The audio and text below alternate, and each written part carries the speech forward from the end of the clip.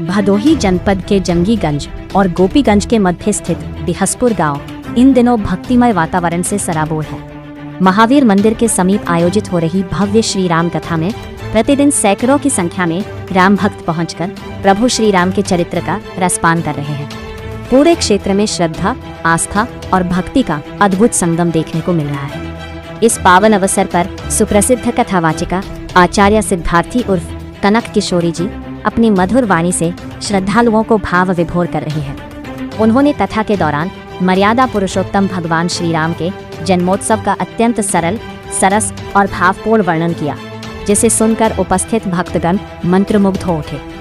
कथा के माध्यम से उन्होंने भगवान श्री राम के आदर्श जीवन, उनके गुणों और संस्कारों को सहज भाषा में प्रस्तुत किया, जिससे हर वर्ग के लोग इसे आसानी से समझ सके।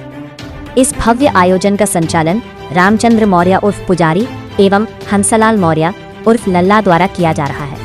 उनके प्रयासों से यह धार्मिक आयोजन क्षेत्र में विशेष आकर्षण का केंद्र बना हुआ है। दूर दराज के गांवों और कस्बों से भी श्रद्धालु बड़ी संख्या में कथा श्रवण के लिए पहुंच रहे हैं। भीषण गर्मी को ध्यान में रखते हुए कथा का समय शाम 7 बजे से रात 10 बजे तक निर्धारित किया गया है, जिससे अधिक से अधिक लोग आरामदायक वातावरण में कथा का आनंद ले सके। आयोजन स्थल पर भक्तों की सुविधा का भी विशेष ध्यान रखा जा रहा है। आचार्य कनक किशोरी जी की विशेषता यह है कि वे मात्र 5 वर्ष की आयु से ही श्री राम कथा और श्रीमद् भागवत कथा का वाचन कर रहे हैं।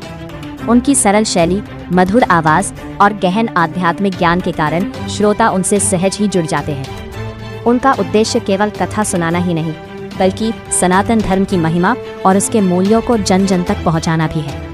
इस प्रकार बिहसपुर गांव में चल रही श्री राम कथा न केवल धार्मिक आयोजन है, बल्कि यह लोगों को आध्यात्मिक ऊर्जा, नैतिक मूल्यों और सांस्कृतिक परंपराओं से जोड़ने का एक सशक्त माध्यम भी बनती जा रही है।